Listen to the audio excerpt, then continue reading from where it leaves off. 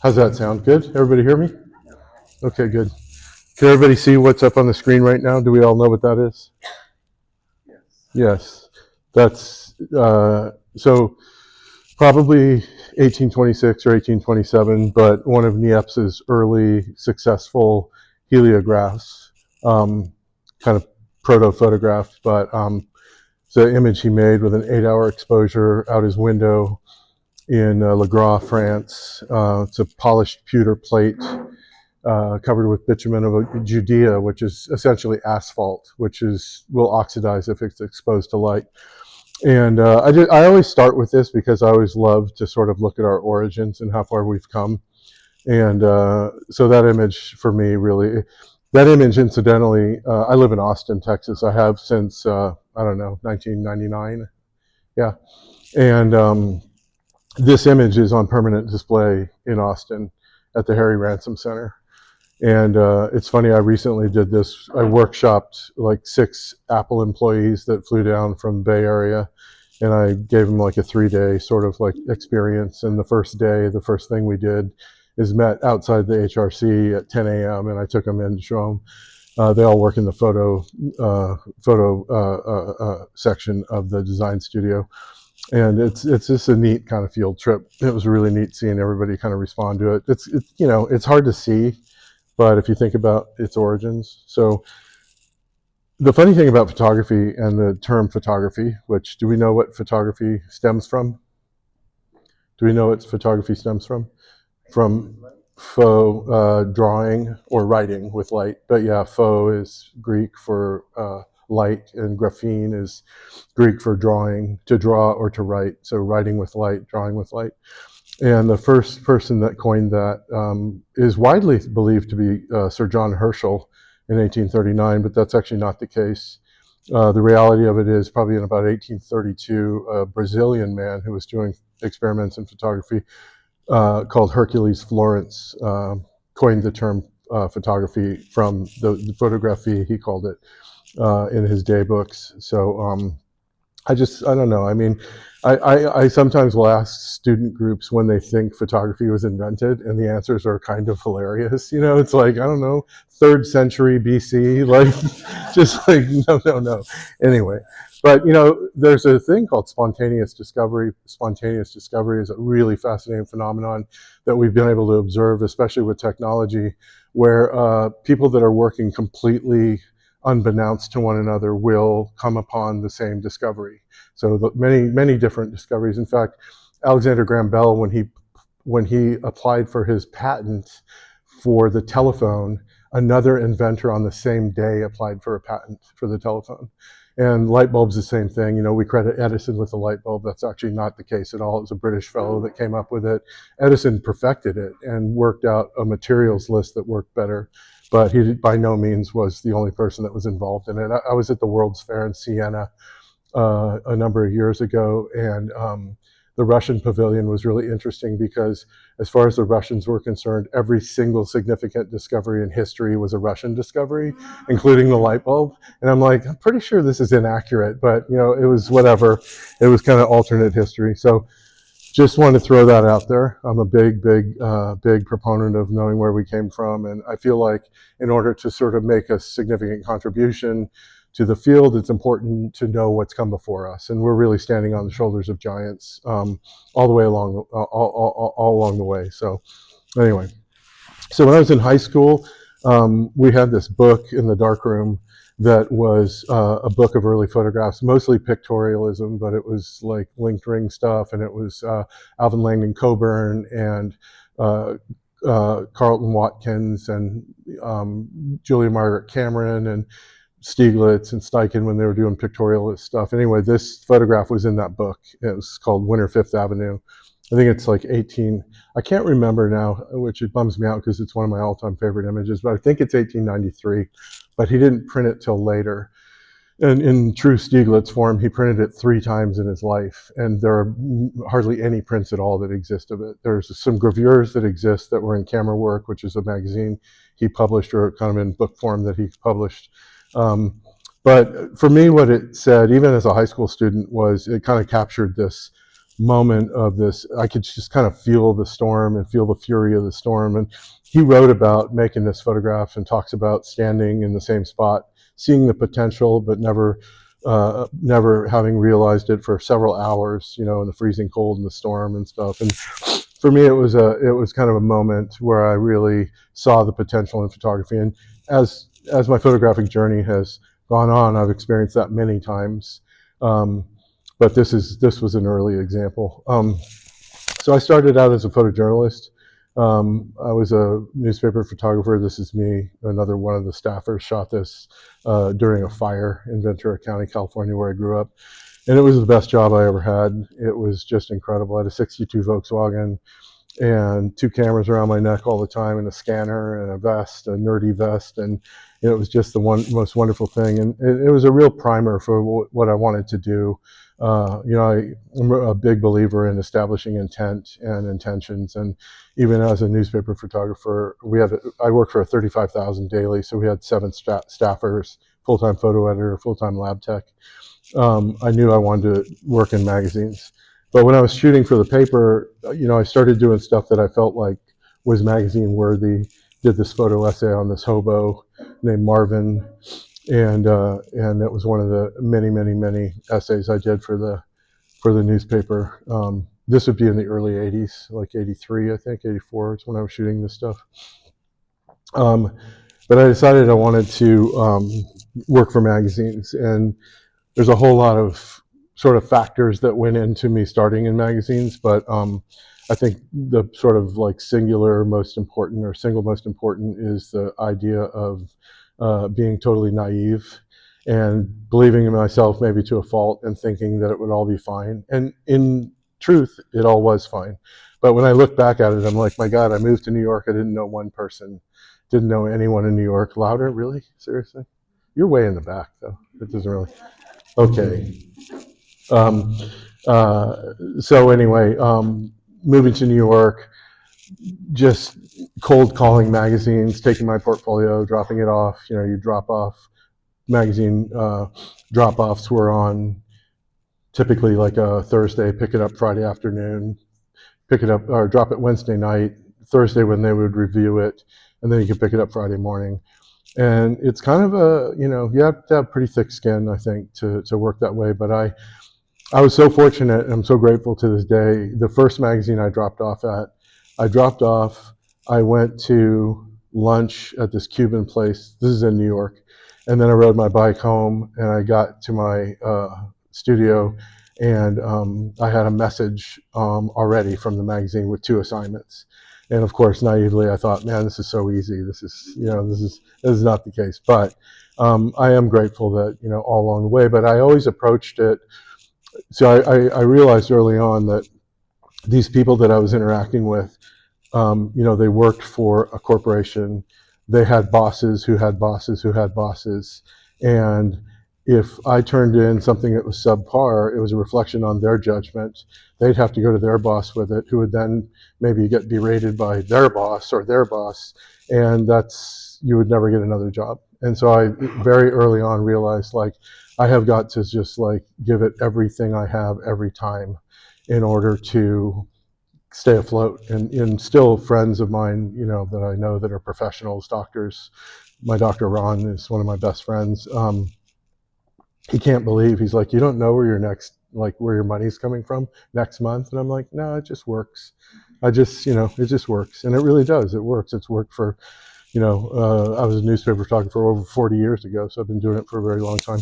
So magazine, so dropped off at the New York Times magazine, got an assignment to photograph Denzel Washington.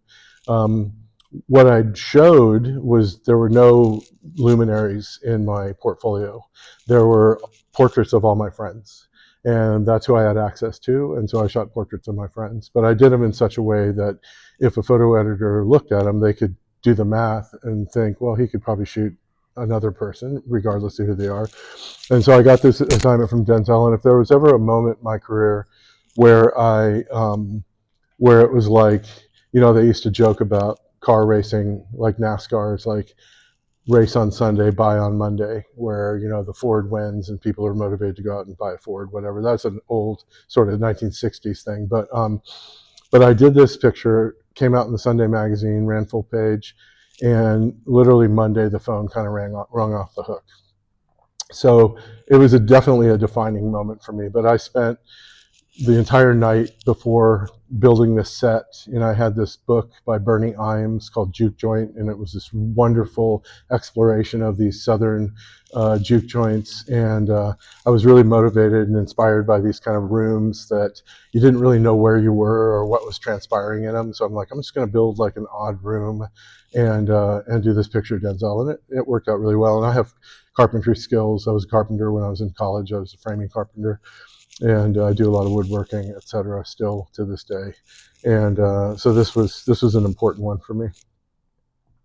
This is another version of a set that we built where we had a big budget. Helen Mirren this is also a New York Times Magazine job.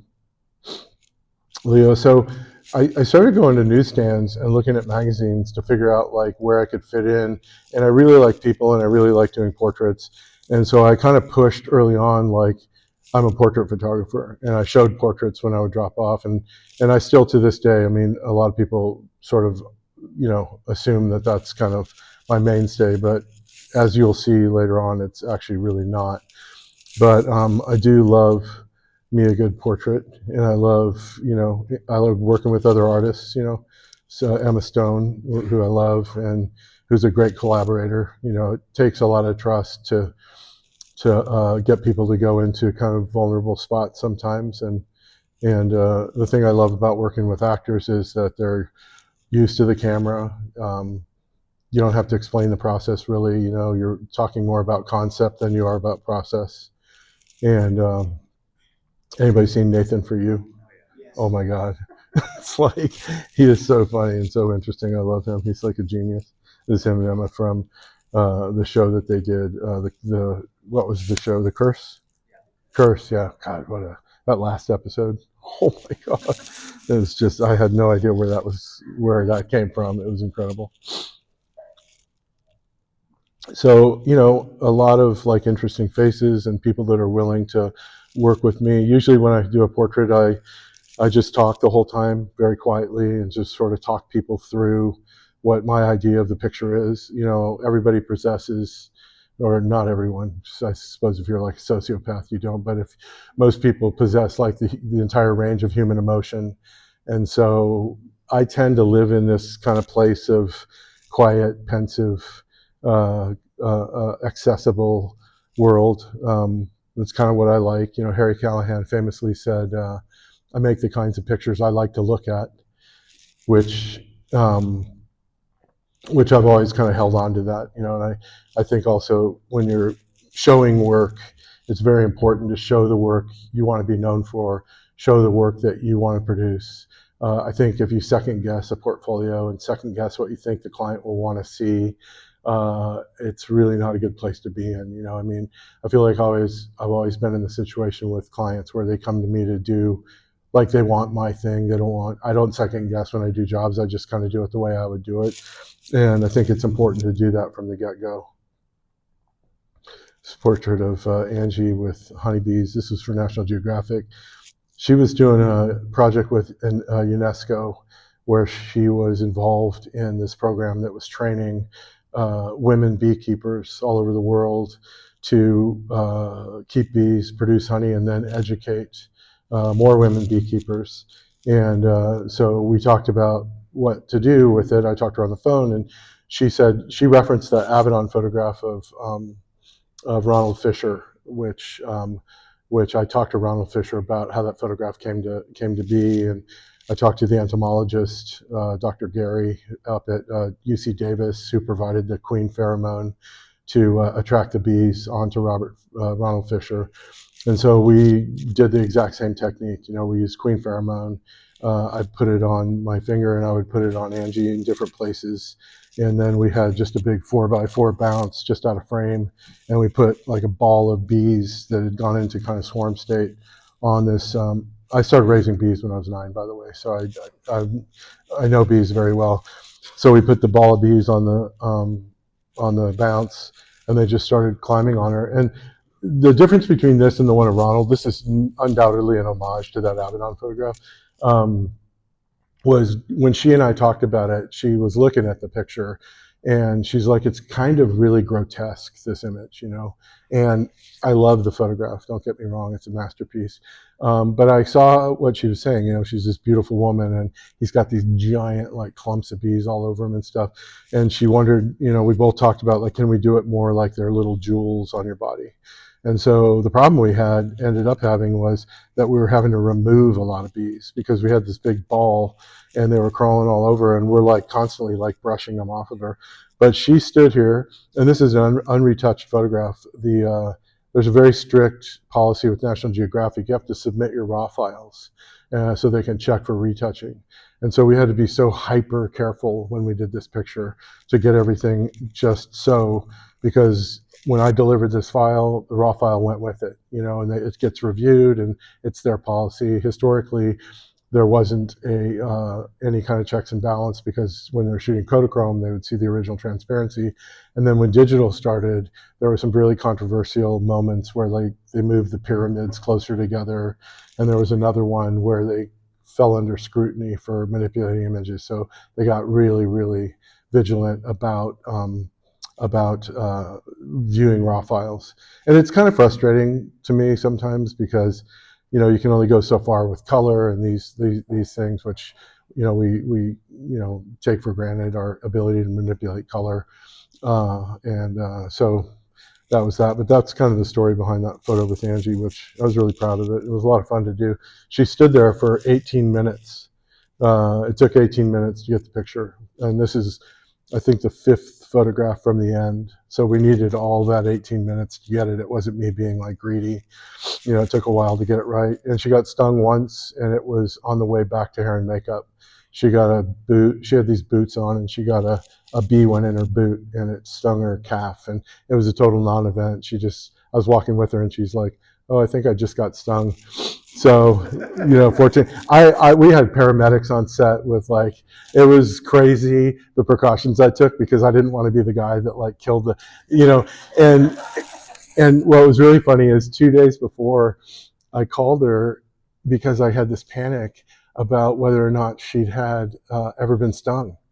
And she's like, "No, I've never been stung." And I'm like, "Oh my God, we can't do this. You have to be," you know, so we had an allergist go to her house and give her a prick test. I think it was like 3 days before the shoot to make sure she wasn't allergic, and it was a whole thing. But it was a lot of fun. It was a lot of stress, to be honest with you. I was happy when we wrapped that one out for sure. Ryan Gosling for Blade Runner 2049. These are all props that I build, like this Voight-Kampff machine in the foreground. I built that prop in Austin in my shop, and then I sent it to LA for the shoot. There's a little homage to Penn there with that corner. I love the twist of the chair that Ryan, he came up with that. I thought that was pretty cool. Sylvia Hook, amazing actress. Michelle Williams. So these sets that we build, you know, like I've done a lot of shoots on Seamless, and you'll see shoots on Seamless, but I kind of love like textured environments, and I love if we have the opportunity to make these kind of layered environments that just kind of augment the texture of the image rather than just in a neutral environment like this, this is a painted wall, but it's still a kind of neutral environment. I think you see actually a little bit of the chair rail back there in the back on the camera left side. And then Kate Winslet just against black. This is in a hotel room.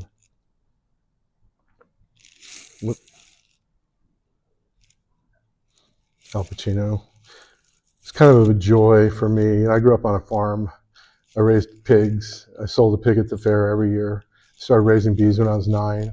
When I was growing up, the whole time I sold honey to make my money. And I was always making 8mm movies with my friends, and started taking pictures in high school, but seriously early in college. And, you know, kind of never in a million years did I ever think that I would meet a lot of heroes and a lot of luminaries. And it's been sort of a great trip for me to work with people and not be there, sort of be there as a peer, you know, to work as a peer. Like, you know, when someone like Al Pacino asks you, should I wear this coat or this coat? You know, for me, there's a little subtle like hidden joy in that. And I guess what it indicates is like I've gotten to a certain point at least, you know, in my work, which I'm very, very grateful for, and also very proud that I've stuck it out for as long as I have, and really enjoy that. Laura Dern.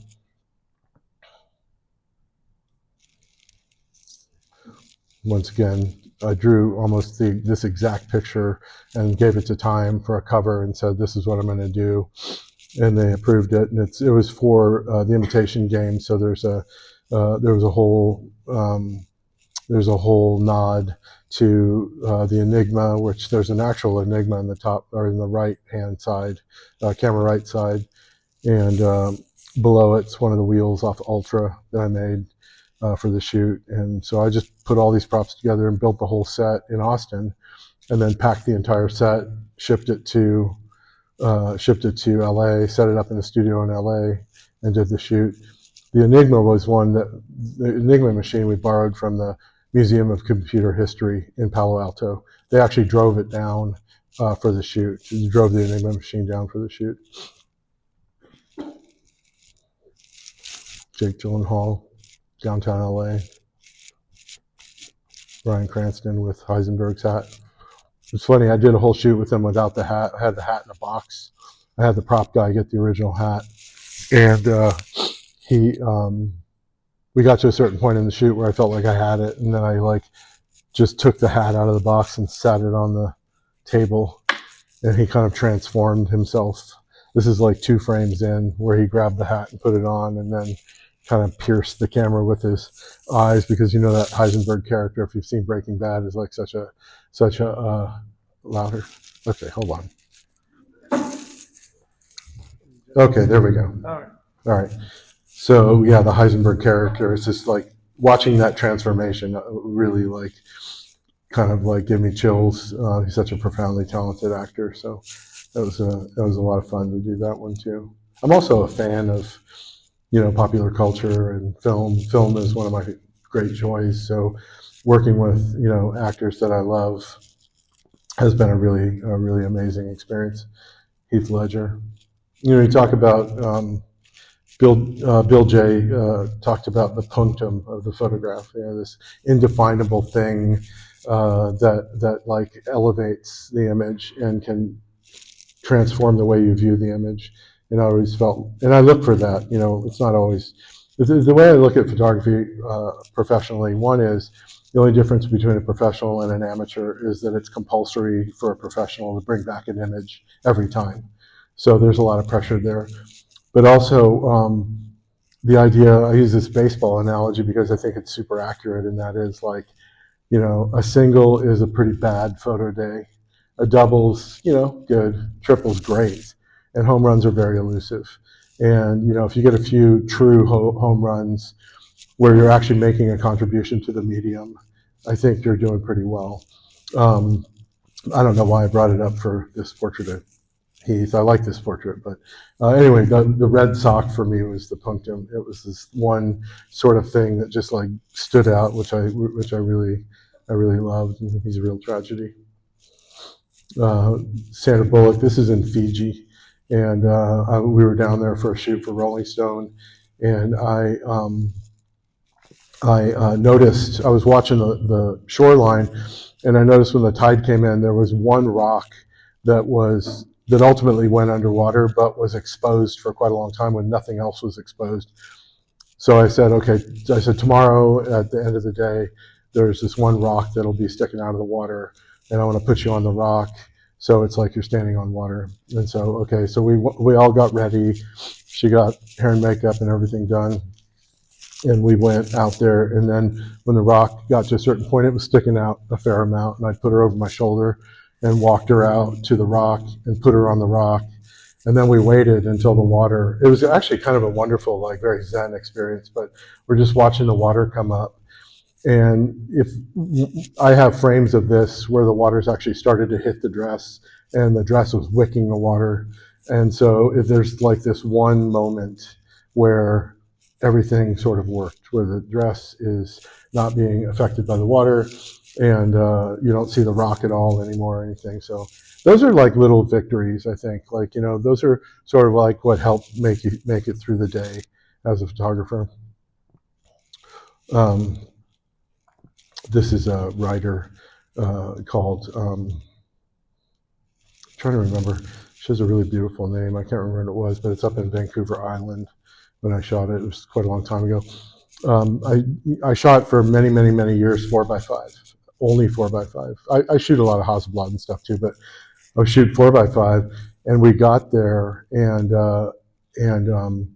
I took the camera. I use a studio camera, not a field camera, and I took the studio camera out of the box, and both of the standards had broken off the rail.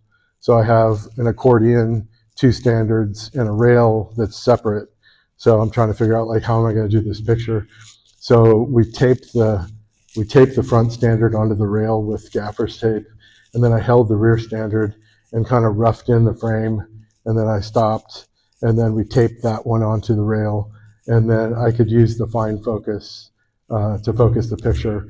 And I guess once again, like, sometimes I feel like we defend images that required like a lot of work. Like, I feel like we're apologetic for them. Like, yeah, but you have no idea how much time it took to get this picture or whatever.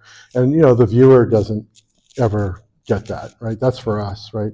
Which is why process oftentimes I feel like should be for the person doing the thing, not for the viewer. It's like, you show me a crappy picture that was really difficult to make, and it's like, yeah, but at the end of the day, it's still kind of a crappy picture, right? Which is true, and I've made thousands and thousands of crappy pictures. So, but anyway, that was a quite an achievement in my Jimmy Iovine. David Blaine in Rio de Janeiro, and I'm going to tell you this magic trick he did for me, which is, it's like I can't imagine a magic trick where you can just describe the trick and people are still in awe of it. Like, I'm not going to do the trick, I'm going to tell you the trick. But it was so mind-blowing. We're on the plane on the way back, and he's like, hey, Dan, I'm going to do a trick for you. So he goes, check this out. So he gets some cards, and he flips through the cards. He says, pick a card. So he flips through the cards, and I'm like, okay, I got a card. So I say, okay, I got one. And so he shuffles it, and he fans them out so I can see them all, and he goes, pick your card out of there. And I look, and I'm like, my card's not in there. And he goes, look under your watch. And I'm like, what? And I look under my watch, and it's folded in quarters under my watch. And that's how long the trick took. Like, I don't ever remember him touching me. I also have the card still, and I've literally sat at my desk trying to put the card under the watch to figure out how hard it is to get it's hard. I wear my watch really tight. Like, at the end of the day, I have like a watch imprint on my wrist. Like, that's how tight I wear it.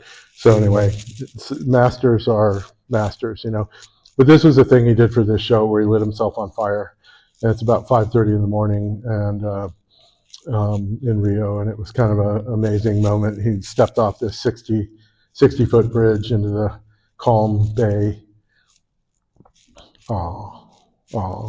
This is my favorite photo shoot of my whole career, or one of my favorites. He was amazing, Fred. He was so amazing. He gave me. We went to this Chinese restaurant one night. I worked with him for 3 days, and he got his fortune, and he looked at it and he goes, this is for you. And he gave it to me, and it says, I still have it. It says, you are kind and friendly, which I love. But what a gentle soul this guy is. And you can always tell. A good friend of mine she's head of Amazon now, Amazon MGM Studios, but at the time she was head of Warner Brothers, and she said to me, I can always tell a lot about people by the way they treat their assistants. Like, they're forward-facing toward me. It can be one thing, but if I see them mistreating their assistants, it tells me something about their character. And the whole time I was in Pittsburgh with Fred, at any given time, people were coming up to me and saying, like, you know what? I have worked for Fred for 26 years, and he is the kindest person I've ever been around. And that was unsolicited. It wasn't me like prodding, prying, nothing. It was just like, I just want you to know. I just want you to know. And it spoke volumes to me about him. But what a beautiful soul he was. And I didn't grow up with Mr. Rogers at all. When I got the assignment, I kind of vaguely knew about the show, but I didn't really know very much about it. And boy, it was really awesome. He took a picture of me with my 4x5 camera that I used for my contributor photo for this article in Esquire. This is for Esquire. And it was pretty cool to see Fred Rogers' byline on the thing. It was very sweet. Little Stranger Things stuff. Millie Bobby Brown, Winona Ryder. Walking Dead, did a big Walking Dead project. I got a ton of Walking Dead stuff. The makeup that those guys do, that Nicotero does, is unbelievable. Just absolutely unbelievable. They put this black dye in their mouths so that their tongues turn black and everything inside turns black. It's really, really, really incredible. I do quite a bit of entertainment stuff. This is for a Netflix series called Dahmer. It was about Jeffrey Dahmer. And we did the yellow gels. The creative director there was like, yeah, let's do it yellow because this show is very yellow feeling, and I was like, all right, you want to do it in post, So I did a test in post, like turning, ramping up the yellow channel. And then we did a test with multiple yellow gels. And I gave her the test, and she was like, let's do it with the gels. I said, okay, I'm just going to tell you that, like, if we do it with the gels, it's irretrievable. Like, we can't get it back. So if you want to do it with the gels, I love the way it looks, but we're done, and you're not going to get a good skin tone out of it. And she was like, no, let's do it with the gels. And I said, all right. So we did the whole thing with gels, which I was really happy about. Took the lenses out of the glasses. Which was very helpful, which I find is a great help when you're doing intricate lighting with people with eyeglasses on. She was in the show too. Nisi. And some fashion stuff. This is an actress that was in the show Boyhood, Zoe Graham, in the feature Boyhood, Richard Linklater feature. The one on the left, camera left side, to get her in that position, to have her head cocked like that under the thing, we built the platform at an angle. So she's kind of just standing there. She doesn't have to have her head cocked at all. She's just standing and the platform's doing the work. And then, we're using glue and stuff for the berries and stick everything down, but sometimes you have to come up with kind of crazy working methods. Yoshitomo Nara is in Tokyo, painter, Japanese painter, super flat movement with Murakami and others. The interesting thing about this is I went to college in Germany for a while. I speak fluent German, still speak fluent German. My wife and I go there every couple of years. And he didn't speak any English, and I speak no Japanese. And we didn't have a fixer on this shoot. We had a driver, but his English was terrible. And so oftentimes if I'm shooting somewhere, I don't, we will always have a fixer that can translate, like if we're in, anywhere really. Anyway, so I tried German. I said, I asked him if he could speak German. He's like, yeah, he did a 1-year sabbatical in Germany, which I'd read that. So it's like we're in Tokyo and he and I are speaking German together. That's how we got through the shoot, which I thought was really funny. He did too. We were laughing about it. It's pretty interesting. Robert Williams, painter, big hero of mine, sort of an outsider art painter. I think the one thing people would know that he did is he did the Appetite for Destruction for Guns N' Roses. That crazy chrome thing jumping over the wall is one of his paintings. And actually, it's funny, that painting, Axel and Slash got obsessed with that painting. And it's funny, neither of them own it, which I was surprised by. I asked Robert who owned the painting, and some collector owned it, but the title of the painting was Appetite for Destruction. And so GNR used his painting title for the title of the record, which is very ubiquitous with GNR now. So, yeah, good old Nick. The funny thing about this image is that, I always kind of go about photography, especially commercially. There's a plan A and a plan B. So plan A is sort of the intention that you set for yourself, I want to try to achieve this today kind of thing. But in my experience, like plan B oftentimes presents itself and it's better than what you thought you could do. So the idea was the black eye and the steak, and that was it. And the guy who owned the studio, it was a rental studio, had this dog, and we noticed that once the steak came out, the dog was like milling around Nick's feet, and so my assistant just picked the dog up and like held it up and held it far enough away to where I swear he like dislocated vertebrae trying to like get to the piece of meat. You know, he's just holding it. He's like, oh, stretching himself to get to it. And, you know, that worked out super well. And I think Nick Offerman's such a talented individual. And I'd worked with him several times and really enjoy his company. And I just thought we made something that, you know, neither of us kind of thought we would make that day. It's always a good feeling. Howard. Seamless shot. Yeah. Meatloaf was for Rolling Stone. We were shooting and I turned the monitor around so he could see it, and he was like, hang on a minute. And he got up and he ran into the kitchen. It was at his house. He ran into the kitchen and he came back with a fork and he started like sticking the fork in his face and stuff. And we ended up with this, which this ran full page in Rolling Stone. So I was really happy. But once again, like never had crossed my mind that we would use like, you know, cutlery for the shoot at all.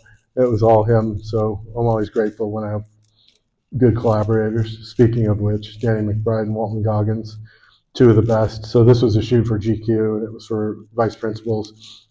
And these are kind of just portraits I did of them. But the concept that we came up for the shoot, which is what ran in the magazine, was this idea that they were both like washed up actors and they were spokespeople for brands, for different brands. And they were like at the end of their rope, and they so we thought of like, okay, what brands could we like use? And we ended up with a bunch of different ideas of how we could like convey the idea visually. And so here's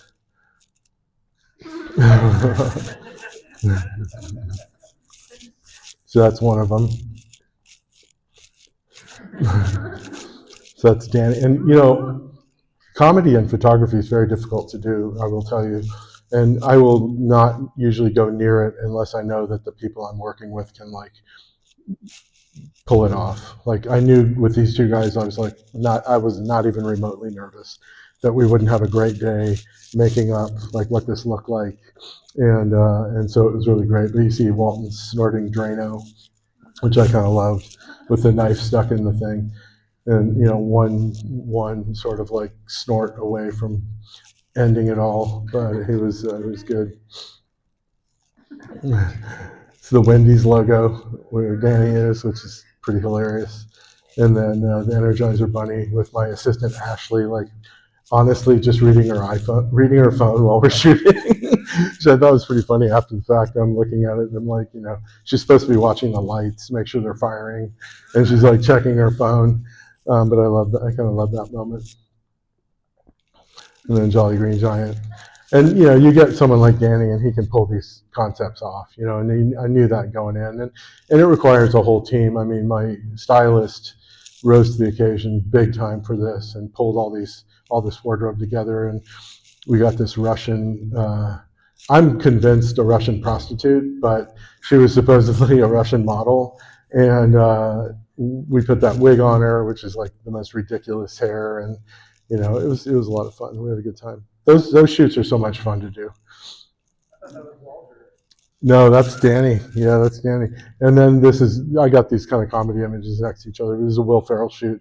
And the concept behind this was it was for Wired, and I was a staff photographer at Wired for several years.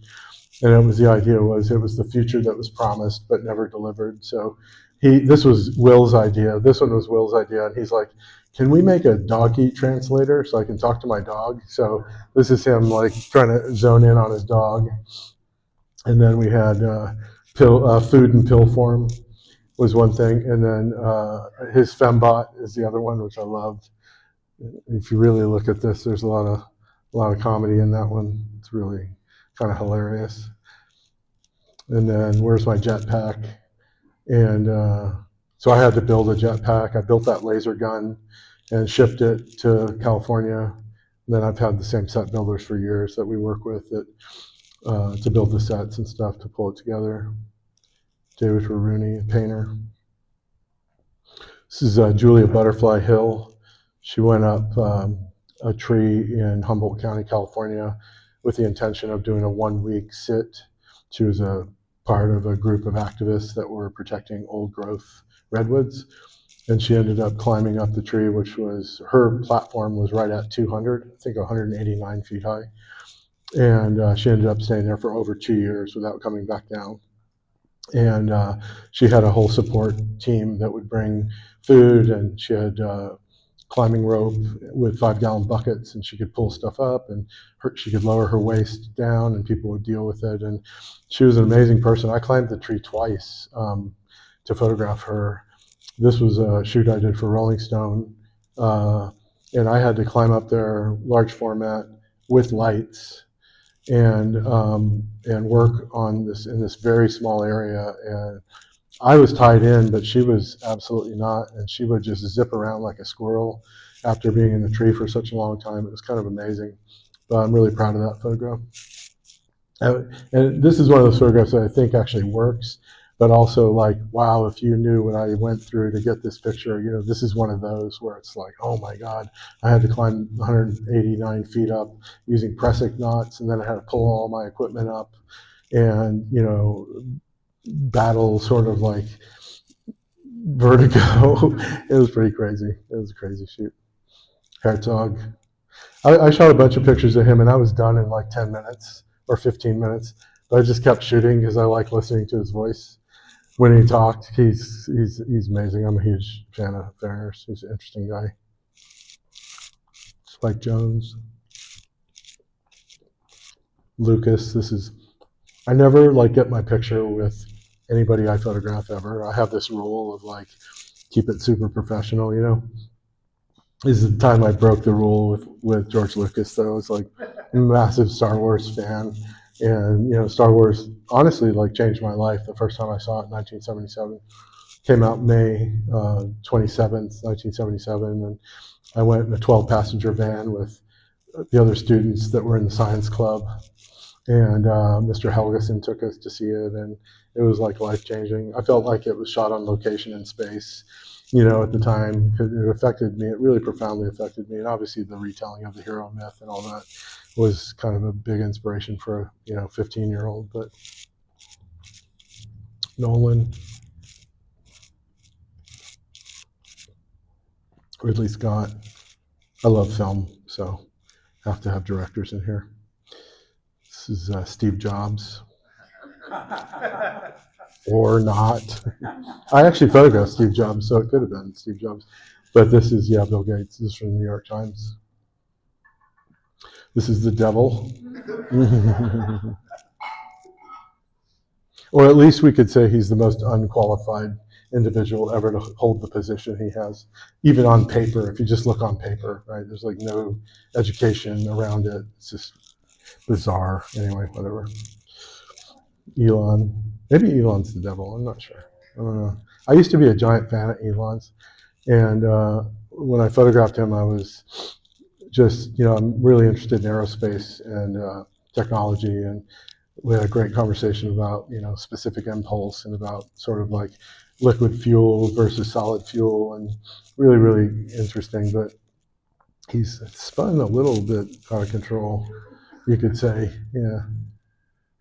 Walter Isaacson, the writer, set his house in New Orleans. That was for New York Magazine. This was for Wired, but I can't. Norman Foster, the architect, he designed the Apple building. Gore Vidal. This is Tamika Jones. This is some music stuff. T-Bone Burnett. Jack White. Teenage Cave Girl. They're an Austin band that I love.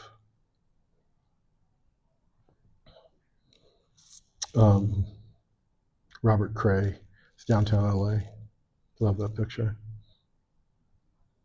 Trying to remember his name. Ryan Bingham. I was looking through a box from 2003 the other day of negatives, and this is really embarrassing. I don't know if it's a sign of like my feeble mind anymore.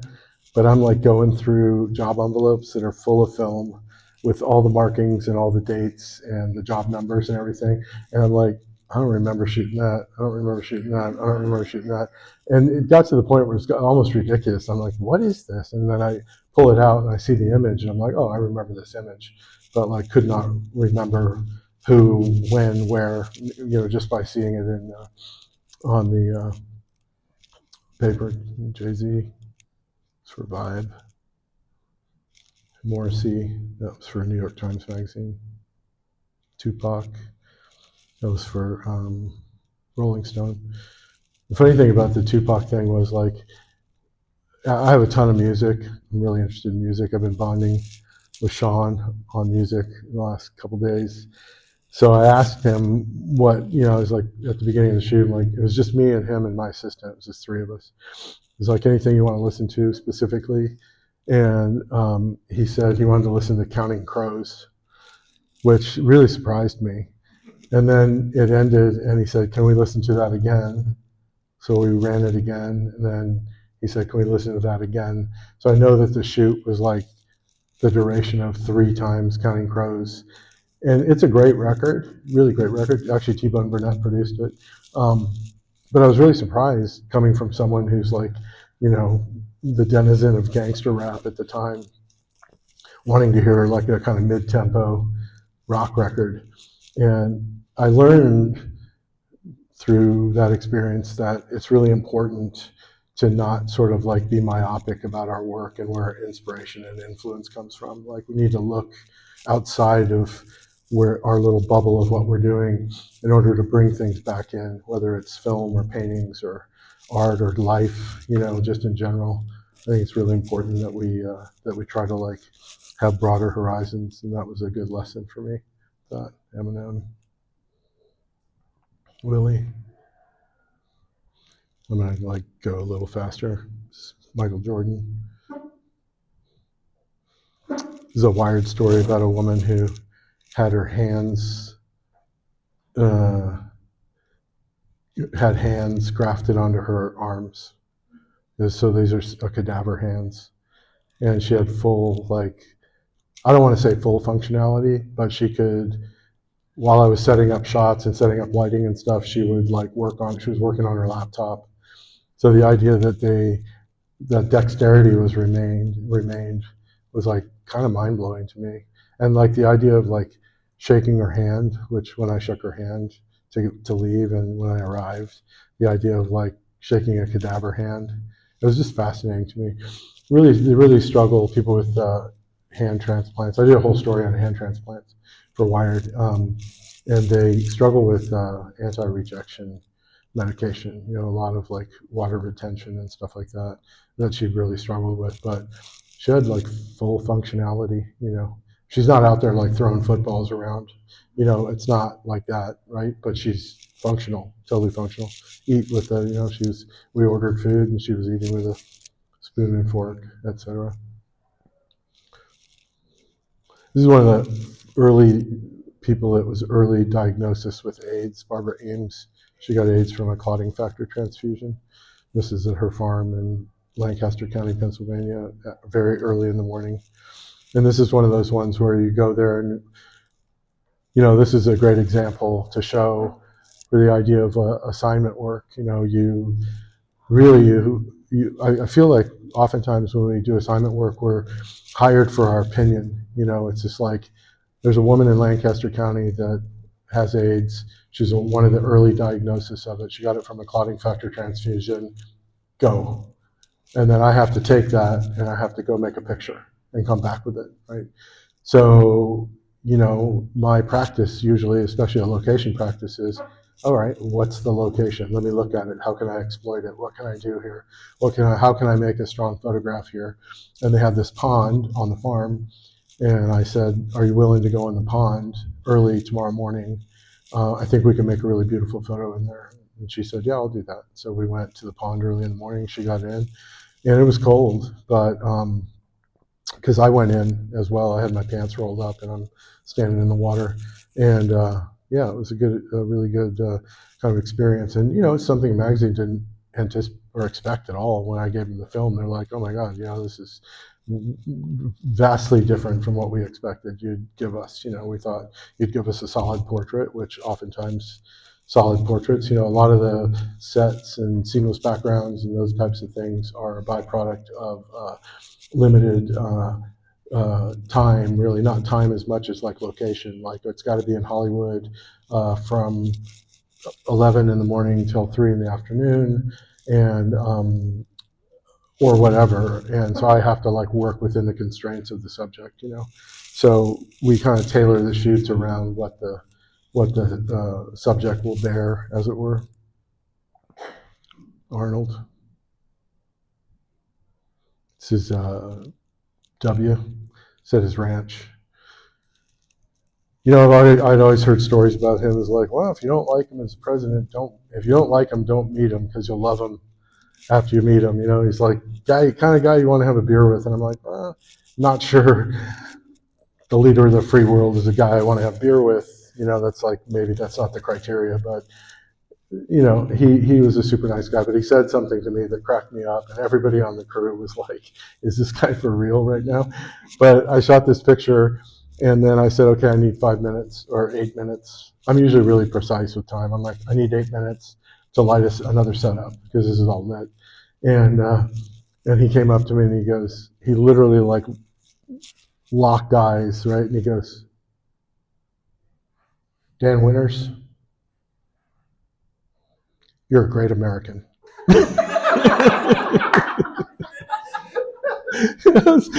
I swear my assistant was behind him, and Travis was like, it was just so surreal and so funny and a great moment. And, I take that away from the shoot. That moment was kind of a beautiful moment. Here's some pictures I did of Obama at the White House in 2016, shortly before he left office. We did all of this in 10 minutes.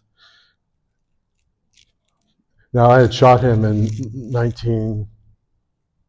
2008, right? 2008. Camera left is 2008, and then camera right is 2016.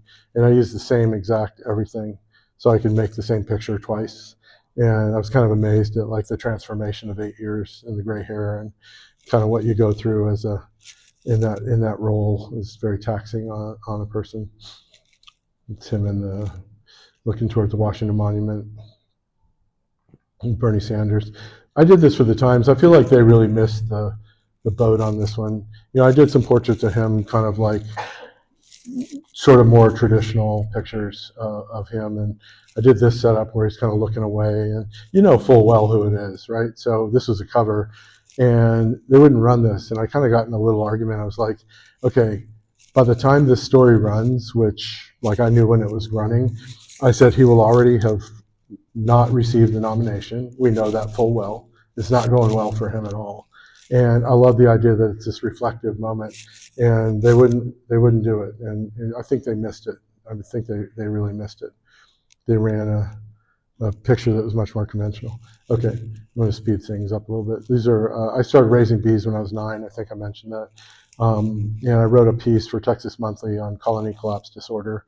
And so my pitch was, I said, I'm going to write a piece about it, and I want to do a series of honeybee photographs, and I want to use the scanning electron microscope. So I used the field emission scanning electron microscope at UT, University of Texas at Austin, and prepped all the specimens and took them in, and I worked on this for a couple months, and so I felt like I got it right. But these are all SEM photographs of honeybees. That's an antenna, that's a drone antenna, that's a worker. And I positioned her, mounted her so that it was like in flight. Antenna, drone, it's the worker's face, looking straight at camera, mouth, tongue extended. That's very difficult to get the tongue extended. It's a drone, male. That's the little hooks on the front of the hind wing of a bee. So they have 4 wings. Bees and wasps have 4 wings, and flies have 2 wings. So bees and wasps have to have their wings beat in unison. So when they move their front wing forward, these hooks grab onto the front wing, so the wings are locked together, so they beat as one wing. And then when they move them back, they just disengage. So I kind of thought, you can see it on, now you can't really. On this print, like a 16 by 20 or 20 by 24 of this, you can fully see the row of hooks, but I don't think for our purposes we can do that. This is a different, this is also an antenna, but this is a worker antenna. This is a queen's face. It's a stinger. You see the barbs on the stinger, which is why when you get stung, it sticks into your arm and won't come out. So I'll give you a piece of advice: if you ever get stung, don't. And you know, when a bee stings, they release the poison sac out of their abdomen. It kills the bee. So it's a suicide mission when they sting. But the bee will typically insert the stinger and then start flying, and the stinger will hold and it pulls the poison sac out. And you can actually, if you look at it, if you have the wherewithal when you get stung to actually look at it, which I've been stung many times working bees, you can see it pulsating. It just sits there and pumps poison into you. So the longer it's in you, the more severe, the longer it's in you, the more severe the sting will be. So what you do, and don't grab it, because you'll just push all the poison into your body. Scrape it. If you can imagine, if you had a credit card and you scrape it off. So scrape. Anyway, it's my bee advice for today. So I'm going to pause and talk a little bit about the idea of like, what do we photograph, right? So as photographers, we're completely subservient to subject matter, like what's in front of the camera. And it's kind of a big piece for us, right? Like, what is it that we're shooting? Like, what's our, you know, we talk about the idea of style, and we talk about the idea of like having a style.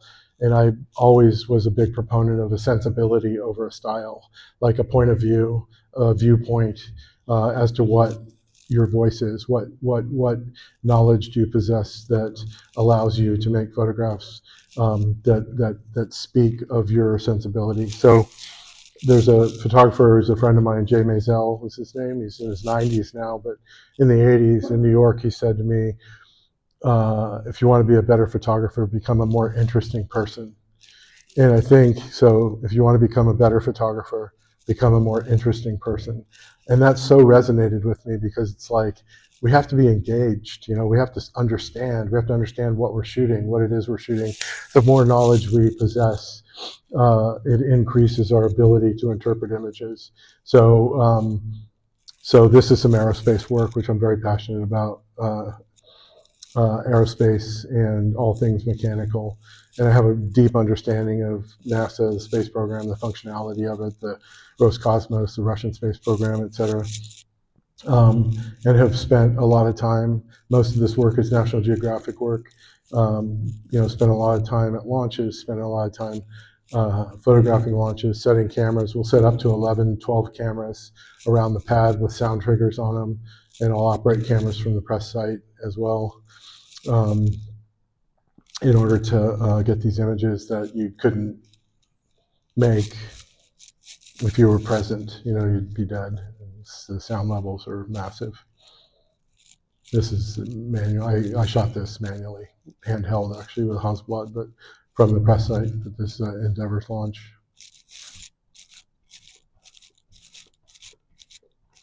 Artemis stuff. Did a big Artemis project for Nat Geo. So it's the Artemis 1 vehicle on the pad, and this is the Artemis wind tunnel model. It's an Artemis core stage engine test. So that's just like the second, like the millisecond when the engines were ignited. So a solid rocket booster test. This I shot just, I was up on this hill kind of overlooking the test. It's in Utah.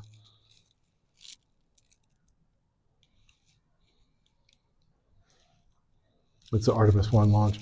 This is also one of those things of like, I will not be defeated kind of thing. Like, I set 5 cameras, I think, for this launch, and the tech from National Geographic didn't bring lens warmers. And I'm like, man, it's a night launch, you know, we need lens warmers, you know, and he's like, yeah, I forgot them. Like, all right, so let's see what we got. So we, anyway, set up cameras, and I was operating 3 cameras manually from the press site, and they were fogging up so bad. I was just like, all my cameras around the pad are going to be toast.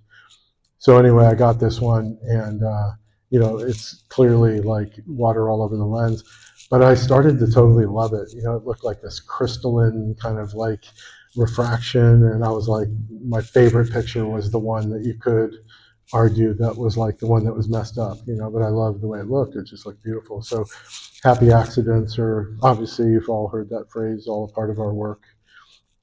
Mission control, some suits. John Glenn's suit on the left, that's his flown suit. And a Gemini suit on the right. Some astronauts in these training suits for lunar EVAs. You have 1/6 gravity on the moon. So a 600-pound suit weighs 100 pounds when you're on the moon. So it's very easy to manage. But in order to recreate the 600-pound suit on Earth, you have to make a 100-pound suit so that it feels the same. So these are these really stripped down versions of suits that they wear when they're here with the gravity that we have here on Earth. So they weigh 100 pounds, or 1/6 the weight of a normal suit. That's Neil Armstrong's lunar suit on the right that he wore on his lunar EVA. Does anybody here think the lunar missions were faked? I always ask this question. No? Okay. Shoot. I always say, see me after. I want to know why. Curious. But anyway, so that, yeah, Armstrong suit. And you can see that it's covered with lunar regolith still. It's filthy dirty. And for many years, the Smithsonian kept it that way. I shot it when it was in cold storage, and they took it out for me to shoot. But they've since, restored it, right? Which means they got rid of all the lunar dust, which in my opinion was like, the patina was like so wonderful. It kind of bummed me out that they did that. But anyway, it's in Russia. This is a spacesuit for a dog. This is so cute. Saturn V. It's a Falcon. Falcon 9 launch. It's a lunar rock at Johnson Space Center. Apollo 11 hatch. Apollo 11 capsule. So just really quickly, I talked earlier about Nat Geo insisting on looking at all the raw files. And this is a Nat Geo shoot. So we had to hang 60 feet of black duvetine behind it. And then we had to cover the entire floor and the stand that it was on with black duvetine to black everything out, and then flag everything so we weren't lighting the duvetine, we were only lighting the capsule. It was the giant pain in the ass. And if it was for anybody else, I wouldn't have done it that way. It would have been so easy just to just to knock it out. There's a sort of like quiet satisfaction in knowing that, like, yeah, I did that in camera and that's what the picture looked like. But the viewer has no idea when they're looking at it what I had to go through to make the picture. So it's the interior of Yuri Gagarin's capsule. This is in Moscow, Russia.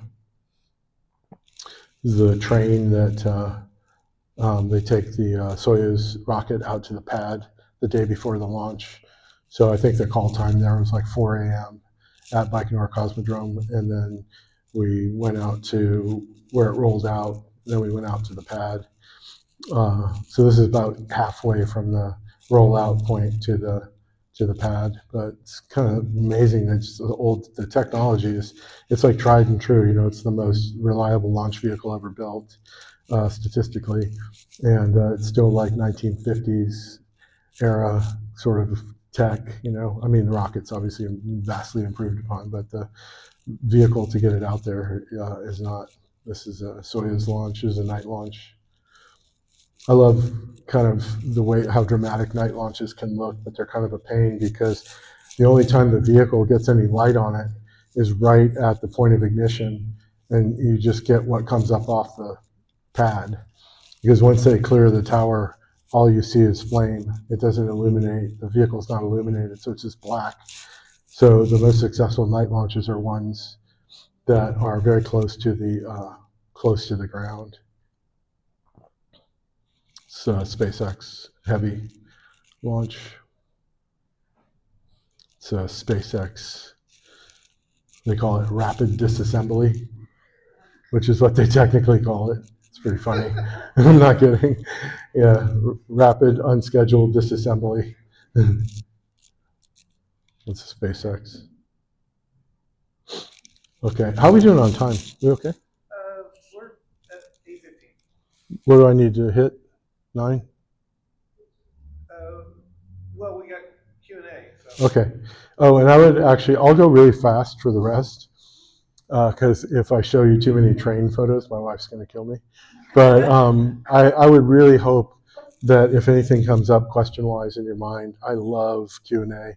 I feel like it's a way to bring the audience together. Everybody sort of like collectively has like a dialogue. So if you think of anything, definitely I'd really love to engage in that capacity. All right, so what do we photograph? So here's the question again, what do we photograph? So I have a ton of things I photograph because I just love photographing, but I love railroading, and I always have. I have like model train set I play with all the time, and really enjoy railroading. So I do a lot of railroading photography. I have a buddy in Arizona, Mark, and he and I go on these trips, and we just spend like 2 weeks shooting, and we pick the lines we're going to cover, and we just go out and we just shoot. So I'll just kind of blow through some of the train stuff because, I feel like we have to have like that passion as photographers. We have to go out and find it. We have to find our subject. We have to find kind of the moments and what are they. And for me, it's like lots of stuff. Like I don't care if Owen's and Lang shot trains. I haven't shot trains. That's the way I look at it. It's like, yeah, but I want to do it. I'm not going to not do something because someone's done it really well. He's done it incredibly well. I like mine, for me, but mine are a different way of doing it, a different approach. So, these are all like 2,000th of a second, 100 megapixel Fuji, usually with a right around a 63 to like a 100 millimeter lens, medium format, so slightly a little bit long lens. Not really, I don't like long lenses particularly, but a lot of them are, these are all just like normal focal length lenses, but these are just all over the country. It's Wyoming.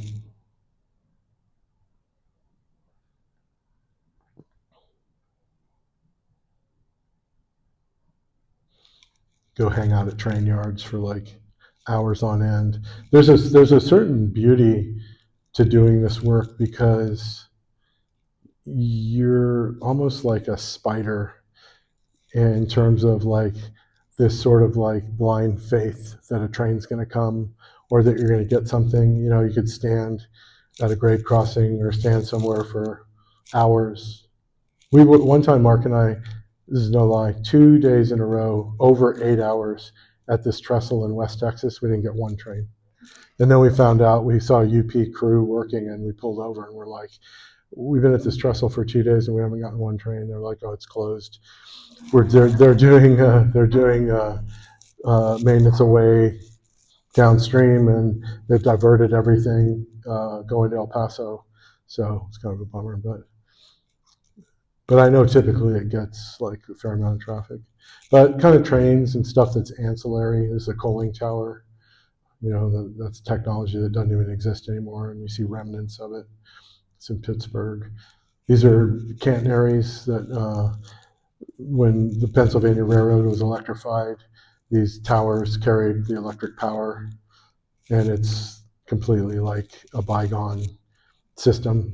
So, but I love that the tracks kind of the same with the coaling tower, where there's, you see the tracks and you see kind of the ties and the remnants of what was. Diablo Canyon in Arizona.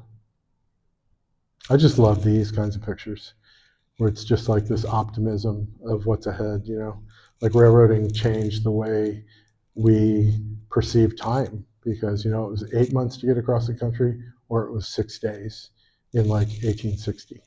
So time shifted, like the way we, and now, I mean, obviously, I used to write letters to people. Now I text someone, it's instantaneous. So our relationship with time is constantly shifting, but it's interesting.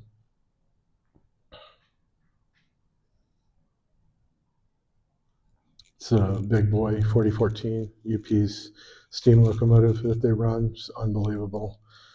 just a beast.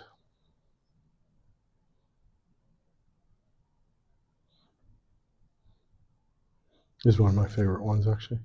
It's kind of this lonely prairie, sort of like at the end of the day. My self-portrait of the train. Mm-hmm. Caught a good train today, actually. I went down to the old depot in Joplin and found a hole in the fence and went in, walked around, looked around. My friend Austin, who came with me from Austin, Texas, set up his 4x5 and he was shooting, and I heard a whistle or a horn. So I went out to the tracks and I caught a really great train. I didn't have my camera though, so I just watched it go by, but it was awesome. Photo essay on a World War II veteran. I wanted to do this photo essay for Smithsonian on a veteran, but I kind of got this idea that like the majority of veterans weren't the guys that were like storming German machine gun nests, you know, and jumping out of planes on D-Day. You know, most of them were just like the citizen soldier who sort of rose to the occasion and kind of went back home and just assumed their sort of pre-war life. So I found this gentleman, Ray Halliburton was his name, in Luling, Texas, and I met him through his grandson, and I spent a week with him at his house by myself, and I just had a couple of hot lights with me, and I would just like light something and did portraits of him and shot all the stuff he had around his place. And it was really amazing experience just to sort of like be in communion with him and to have that connection to time. He's passed away now, but you know, he was a farmer. He grew watermelons. He grew tomatoes. He was a really gentle, quiet, very man of few words. He every day he would ask me to go get lunch at this. There's a barbecue place in Luling called City Market, and it's always on Texas Monthly's like top 5 barbecue in the state, and that's a pretty tall order in Texas to be in the top 5. So he'd say, "Oh, can I get a couple rings and a big red?" And then the next day he'd say, "Can I get a couple rings and a big red?" So sausages in Texas are called rings. So that's a ring right there. So it's 4 rings, and then always with white bread, and then a big red, which is kind of a ubiquitous Texas drink. And so I had noticed with him that whenever he ate, he did a full-on like prayer. And I mean, you know, time froze around him for the prayer. And so this is like day 4. And so I'd seen it, but I didn't want to be obtrusive, and I didn't talk to him about it at all. But I set up a camera on a tripod with a cable release, and I lit the kitchen, and I set the food up. This is the food. And then I said, "Hey, Ray, lunch is ready." And he came in and sat down, and he said prayers, and I just watched him, and I fired a couple frames. I didn't even look through the viewfinder. I'd already set my frame. And I really love the sort of like gentleness in him, but also I love myself to know that that's a genuine moment, you know, that I was able to capture without sort of like fabricating it. You know, I mean, obviously the lighting is heightened because I lit it, but I did that without him in the room, you know, the lighting. It's his Bible from the war that he carries with him still. Getting ready to go to bed.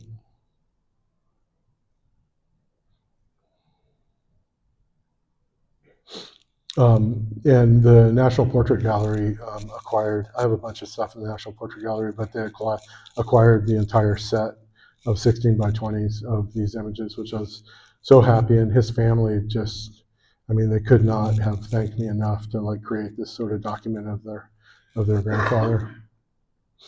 I'm going to skip through this, I think, because I know we're pushed for time. This is just a story I did for Rolling Stone about a guy who only goes in public dressed like the Joker. And I think he's like mildly, not present, not there really, like mentally.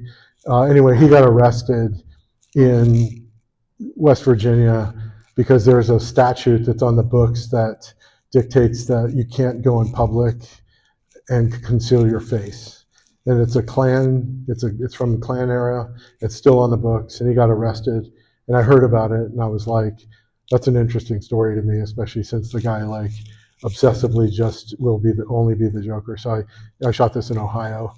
So I just went and spent 2 days with him and his girlfriend, who always dresses like Harley Quinn, and just kind of hung out at their house and shot it. It was just like this weird. To me, it was like this weird sort of 21st century kind of love story, and kind of a product of pop culture and I don't know, I just kind of thought it was kind of fascinating, so I just shot these in, like I said, in a couple of days. It was like this love story. That was kind of what my idea was anyway. Okay, these are just, I'm going to go really fast now because I really want to do questions. This is stuff I shot. I don't know if anybody's seen, National Geographic did a documentary on my wife and I. It's on Disney Plus. It's called Dan Winter's Life is Once Forever. We worked on it they shot for 11 months, and they followed me everywhere I went, Iceland, all over. And we went to Bangladesh, to a shipyard, and we shot, and they were filming the whole time, and I was shooting the whole time. But I just put these in here because I feel like this section is kind of that section that helps me to remember that like everything is fair game photographically, and we really have to like find our picture and look for our picture and make it happen.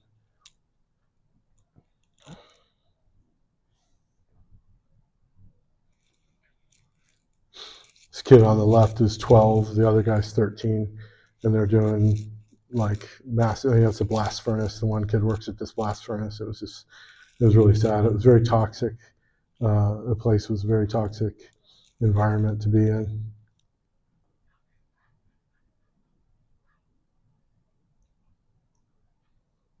It's all really simple lighting. I had one assistant with one head, and he was just following me around and holding it. It was really simple way to work, handheld. Everything was handheld.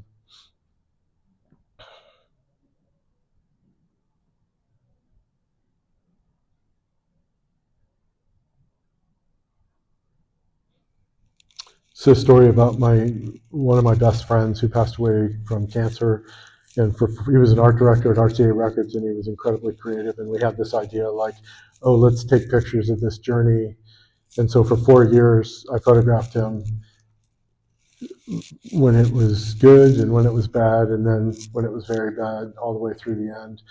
The way I did the project was I did it kind of like a shared experience poem. So it was like shared experiences that we had. So there were things that we experienced together. There are things that he wasn't present for, but I like to think he would have like loved had he been there. His name was Brett Kilrow. He was a very dear friend of ours, my wife and myself. We were with him when he died at Sloan Kettering. This is his radiation mask.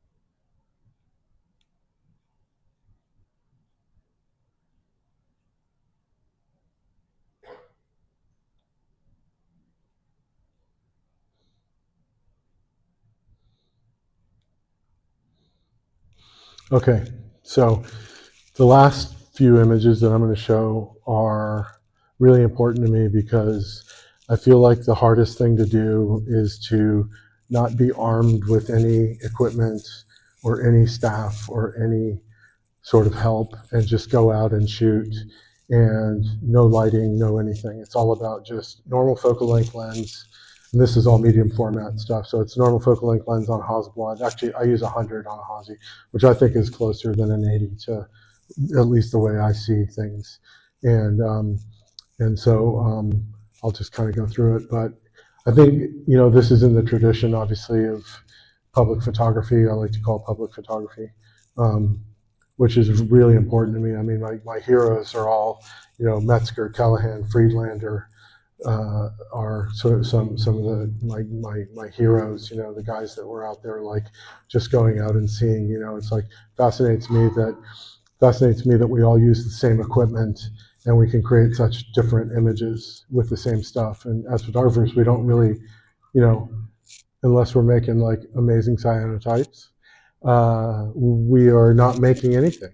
You know, we're buying our paper, we're buying our cameras, we're buying our cards, buying our film, but we're still creating images that are unique. And I think that's a very difficult thing to do. And a lot of this work, I have tons of this work, is sort of, I'm most proud of this work.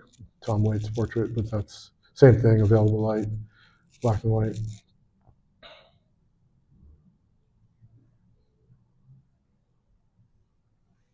Linus Pauling, double Nobel laureate. Dalai Lama, a little bit of sunlight. Sandy.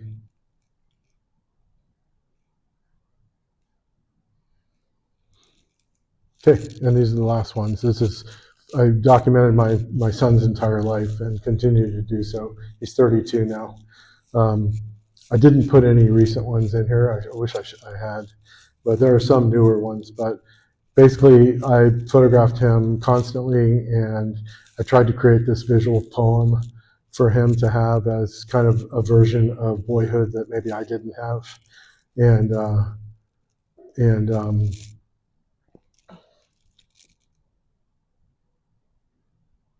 first girlfriend.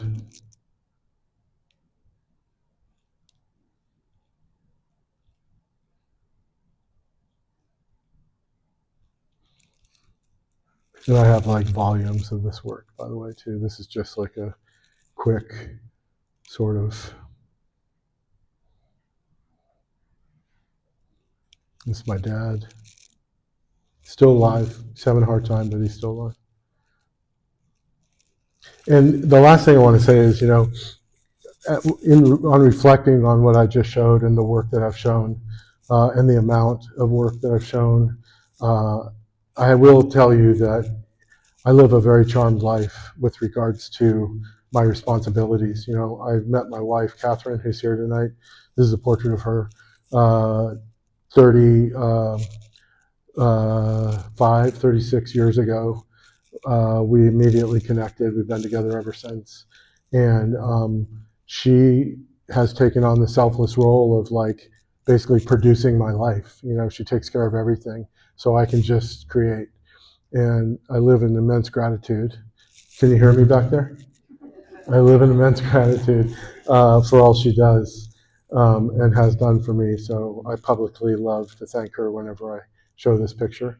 And that's all I got. So let's do some Q&A, huh?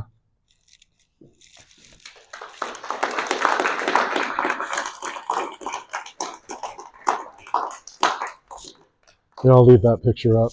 Anybody? Bueller? Anyone? Yep.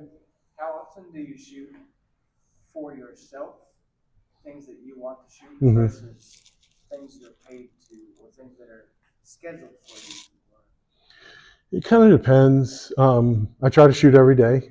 I use my phone and I shoot because I feel like Robert Frank said about photography that he felt like you needed to shoot every day to stay nimble, and he likened it to a fighter preparing for a fight. And so when I see something, if I had a Hazy with me, or if I had my 4x5 with me or whatever, I probably wouldn't shoot it because I know I don't need it. Like as many photographs, I've made well over 1 million images in my time, I'm sure, and I kind of compartmentalize everything, and I know where everything fits. And if I see something, I'm like, I'll never do anything with that probably, but it's a cool shot, and I'll play with it and shoot it. Use my phone. So every day, hopefully, I shot today at the old depot. I went to the old depot and found a hole in the fence and went in there and shot for a while.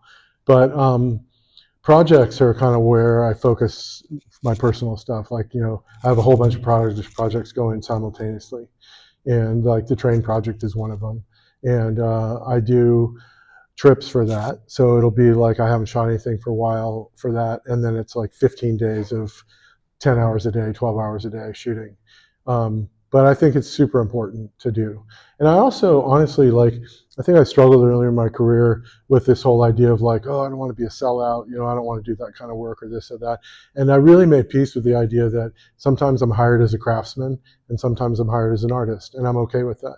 And I can solve this problem for you. I understand the medium really well. I understand the technique of the medium really well. I can do that, no problem, and I'm okay with that because I enjoy what I do and I enjoy making pictures.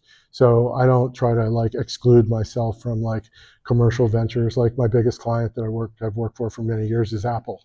I do like research projects for them and lots of stuff that never sees the light of day, but I thoroughly enjoy the process of it and I enjoy doing it. So yeah, it's, at this point in my life, I'm really interested in bookmaking. I've done 6 books and I've got like 7, I think, on the back burner that I work on periodically, which is super fun. And sometimes I see things that will be good for a book project or be good for one body of work. When I shoot, I typically will go like, oh, this goes really well with this.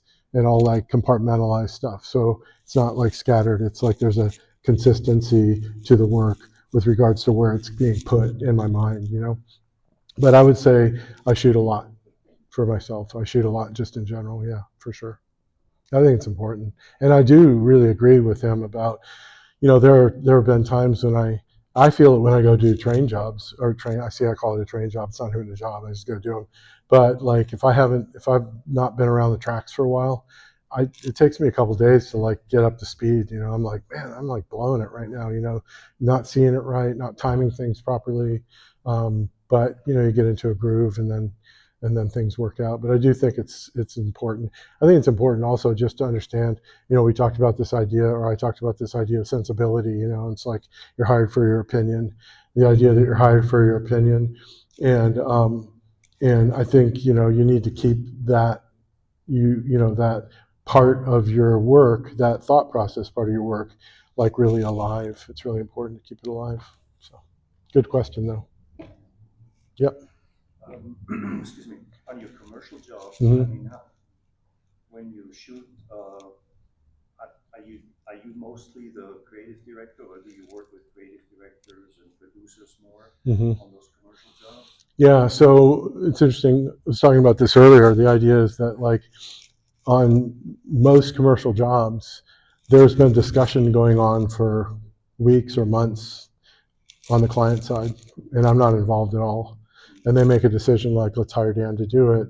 And so they want me to bring something to it, but I'm not by any means going to negate what they're working toward. It's like it's important to me to like be a part of the team and like what are we trying to accomplish here. I can bring this to the table, but what's the message? What are we doing? What's the idea? So I feel like at this point in my career, I'm expected to create something that, this is a great thing, like the website, for example. Like websites are an incredible tool for communication. You'll get on a phone call, get on a Zoom call, and people have like made a mood board out of stuff off the website. It's like, we're really thinking about something like this. We like the way this looks. Are you cool with that? And I'm totally fine with it. I mean, I like making photographs, so. Yeah, I had this question when you were showing the picture of Meatloaf. Mm-hmm. He goes out to the kitchen, gets the fork. Yeah. I was wondering if that was your direction. Oh no, that was him. Yeah, totally. Well, he was messing around with it. I think the only thing I did is like, can you pull it lower? Can you pull it lower? Can you pull it lower? To open his eyes more. Was there that process that you just described before that, where they? No editorial ever. Editorial is just like, that's why I was saying that thing of like, woman who contracted AIDS from a clotting factor transfusion, lives in Lancaster County, Pennsylvania. See you later. And I just go do it. I never have clients on set. I rarely, on a big shoot where they're spending a lot of money, Will Ferrell, Brad Pitt, big shoots where there's like, a huge set budget and all that, people are there, but, very much in the background. Yeah. And usually just sort of, the guys I work with, I tend to like really respect their opinion too. So it's like I am the last guy that's not going to take a suggestion if I think it's a good one, best idea wins kind of thing. So if someone's like, what if we did this? It's like, it's a great idea, and I'll fully give it to them. It's a great idea. Let's do that.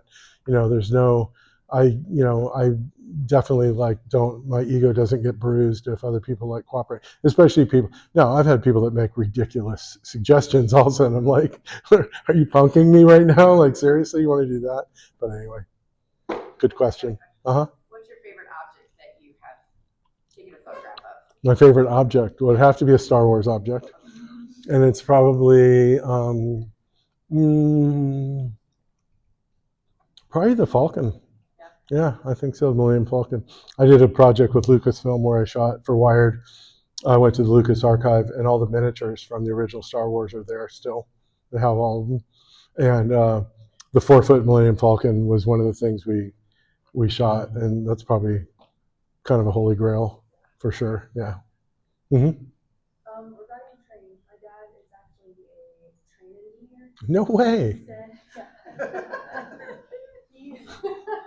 I've asked him if I could go see the training. He said they run a really tight secure ship. So Yeah. I'm just curious, like, do you have to get a pass when you go to shoot on the road? So it's interesting you saying that. No, I stay on like public land when I shoot them, and I have done projects before where I'm working in cooperation with the railroad. So I worked with the Union Pacific on a Kodak campaign, and then I worked with BNSF, UP, or it was actually Santa Fe at the time, early 90s before the merger.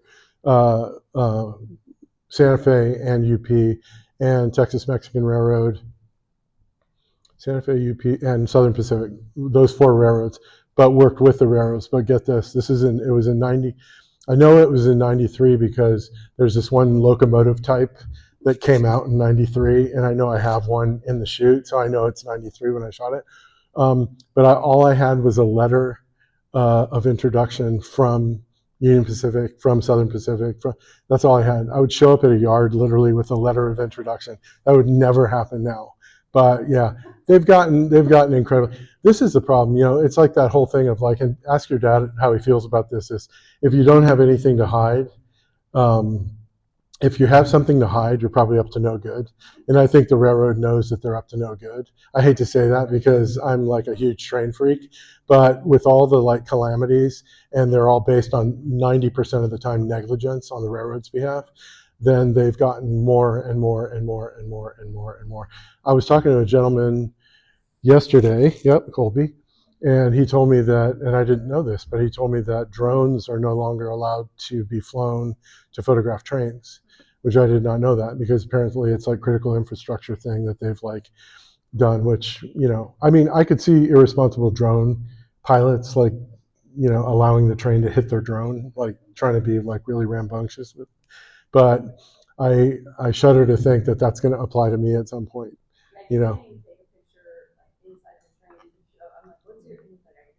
That's crazy. That's scary. Most of the time when engineers go by, they wave to me, so I'm pretty sure I'm okay. And truthfully, trains are so big that you're never like on top of them anyway. You're like back away from them so you can like shoot it. So it's usually not a problem. I've gotten yelled at for sure before and stuff like that. As the train goes by, the Doppler effect, like when something close, get the fuck off the tracks. It's really funny actually, but yeah, no, it's that's probably your dad. Who does he work for? BNSF, KCS. So CPKCS, CPKC now. Yeah. And they run through here? He goes to Shreveport a lot. Okay. Yeah, Shreveport's KCS's biggest yard. I've shot there before. I've actually shot in that yard. I've gone into that yard, yeah. But yeah, that's a big yard. That's their biggest operation. KCS's biggest operation, but now that they've merged with CP. I saw a CP leader, a UP, another CP, and a KCS locomotives today go by with no train behind them, just 4 locomotives. It was very cool. Didn't have my camera, but anyway, very cool. Yep, hang on, go ahead. Best advice I could give is if you feel like you have to do it, like there's no other options. Like there was never another option for me. I was like, I'm in. I am doing this, period. I'm not going to like fall back on anything. This is it. I mean, I'll like die doing this. I mean, when I lived in New York, I slept in my darkroom because that's the only space I had to put a darkroom up was in my bedroom.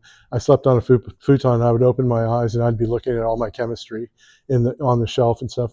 All my hair fell out. I like was living at 150%. Was not an option. If that's the case, go for it. If that's not the case, do something else. It's way too competitive. It's like nearly impossible to be a photographer these days. I mean, I feel like visual acuity and visual language has been dumbed down quite a bit by social media. And I don't want to be that like social media naysayer guy, but I think it's a reality. We're in the most photographed time in history and probably the least lasting archive that'll ever exist, because nothing's going to get backed up. People are going to die. Those images are going to go away. And I think that the ease within which people can create imagery now has opened the floodgates to image makers. Not complaining whatsoever. So what you get, though, with like digital technology is you get an image that's in focus and properly exposed. After that, it's image making. It's either a compelling image or it's not. It's not like the camera's not doing anything for you, right? So if it's not an option, then you'll be fine. It might take a while. I mean, Bryan Cranston's like arguably one of the greatest actors working. He didn't like hit until in his 50s, and he was at it forever. I mean, he was on like Malcolm in the Middle and stuff like that, but he didn't get acknowledged as like one of the greats until much later in his life. And you see that when you interact with him. Like there's a level of gratitude that he has that's really like humbling, because knowing how difficult it is, and it's partially it's skill, partially it's tenacity, and partially it's luck, for sure. But I would say that's the best advice I can get. And I get asked that question a lot, which is why I have an answer ready for it, because it's true. I mean, I really believe that, what I'm saying. If it's not an option, there's a young man sitting back there, Austin Lee is his name. He came with us. I've been mentoring him for several years, and he's part of the family now. He's really good friends with my son and all that. But he will be a photographer. He will be an image maker, because it's not an option. Like we've talked about it, it's just like not an option. So I trust that will be the case for him. Through thick or thin, regardless of what happens, you just plot ahead, plot ahead, plot ahead, plot ahead, plot ahead. Mm-hmm. When you decide if you're going to shoot with a medium format, if you're going to shoot with large format, or if you're going to do digital, Mm-hmm. or if you bring them all or a combination to a project, what eventually pushes you in one direction or the other? Just kind of picking the best tool for me. The question, I don't know if you all heard the question. The question was about like selecting formats really and equipment. As they pertain to any particular project. So my go-to for like any kind of commercial stuff is I use a GFX 100 Fuji. Love that camera system. I have a few of them. We just have two of them actually. And I have a 50R as my backup camera. All incredible. The Fuji system for me is like incredible. I just love the form factor, everything about it. I have Canons. I have, what's that Canon I have? The new one? I don't even know what it's called. The one that I say has no soul. Yeah, rather R5, whatever, R4. Yeah, I was shooting something and I'm like, this camera has no soul. but it's an incredible platform, and for certain things it's great. Certain things it works great. If we're doing high-speed sync stuff, and it's like that's the tool. That's a great tool. So for work, do I have to stop? Nope. Oh, okay. So for work, those two systems, I only shoot digital for work. And then for myself, I love shooting with my Hasselblad and my Rolleiflex. I have multiple Rollies, multiple Hazies, and those are kind of my go-to. I love a square format, and that's like for me. And 4x5 for many, many years was what I was shooting, because I liked how high the acutance was. And that's what I love about the 100 megapixel system. I carry now one of those in my green like carry bag, and I feel like I have a 4x5 in my bag. And I mean, we've scanned a ton of old 4x5 film, and it's kind of amazing how beautiful those files are. And I'm not, I think, there are so many. I mean, the X100, for example, like the entire thing of my friend with cancer, I shot that on an X100, and I picked that because it was like small, unobtrusive. I could like wield it really quickly, use it very quickly. The files are beautiful. It's like shooting 35 for me, and I really enjoyed shooting with that camera. It's like a magical box, but it's intuitive. But I think I kind of have like rules about like, if a movie poster comes up, obviously it's got to be like as high res as possible.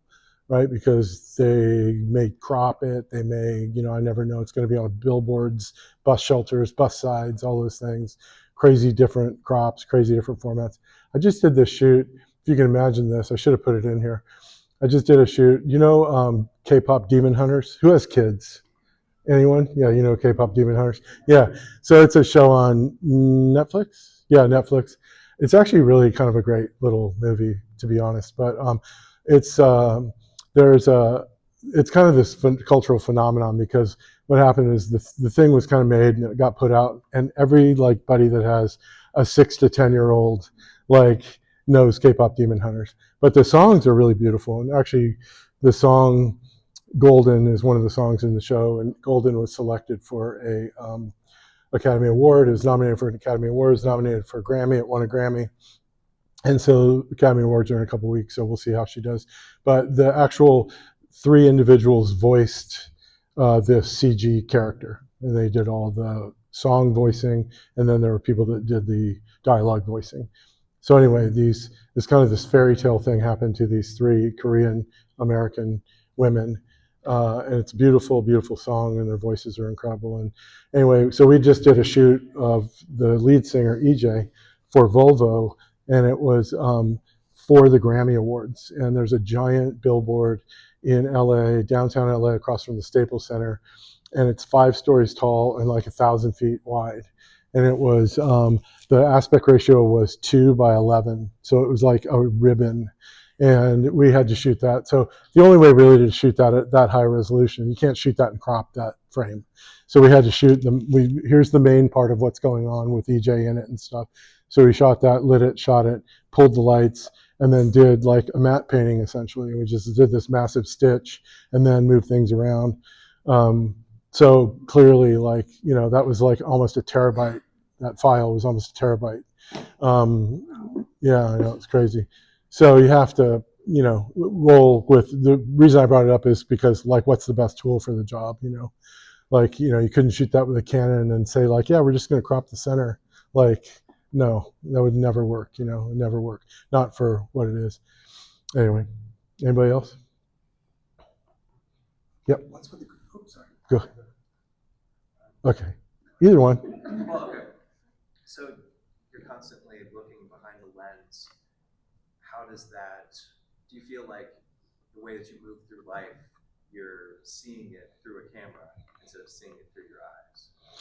That's a really good question. I'm mentoring a student right now who's blind in one eye. So he's seeing in 2D, which is really cool. So he has no depth stuff. And part of me is not jealous, but part of me thinks that would be really convenient.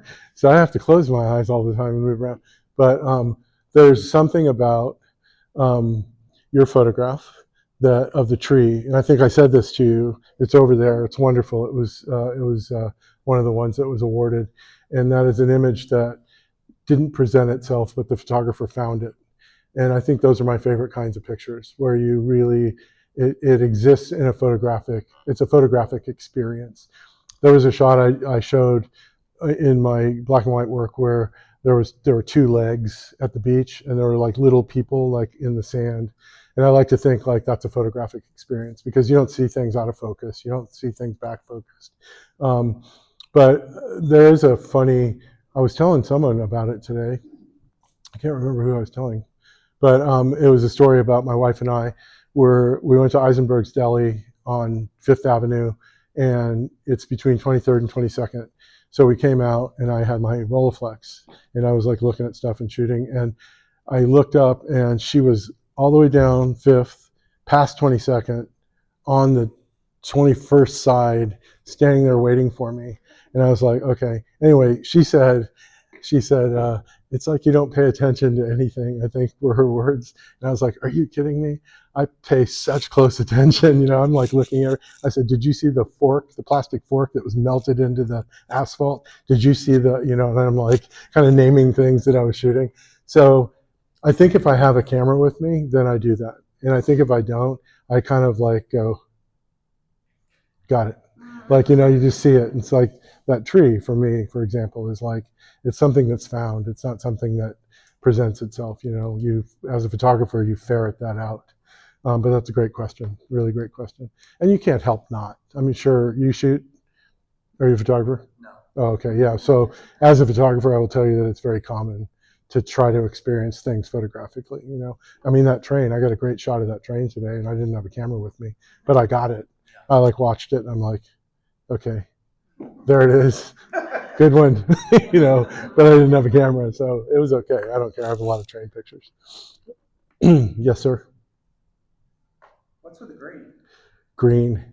So, you know, so people ask me that, and I want to go back through those because I think I showed 180 photos, and I think 16 or 14 are green. So, like, how do people walk away with the green thing? Should we count them? I'm not sure. Green is my favorite color. If you ask people what their favorite color is, most people say blue, and then the second color is green. They're earth colors. It's calming. For many, many, many years, holding cells, jail cells, insane asylums, sanitariums were painted green to calm people down. I find it very calming. I have to pick a color. and I like green. So I just like use green. It's beautiful to me. To me, it's just beautiful. Yeah, I mean, it works. I mean, flesh has got red in it, and red and green are good together. So, you know, it's not red, but it's got red in it. But I like it. I just like it. You know, it goes back to that Callahan quote of, you know, I make the kinds of pictures I like to look at. And I remember the first time I painted a background green and shot a portrait. I'm like, yeah, that looks pretty cool. I'm going to explore that, and just kind of like built on it. But, you know, a lot of gray, and, you know, it comes down to also being shot in a studio. So studios used to mortify me when I first, like, you know, when I was a newspaper photographer, we had a studio at the paper, and we'd have people that would come in, like a city council member or something, and have to do a portrait of them. And it was like an empty room. There was nothing there. Like, what do I do, you know?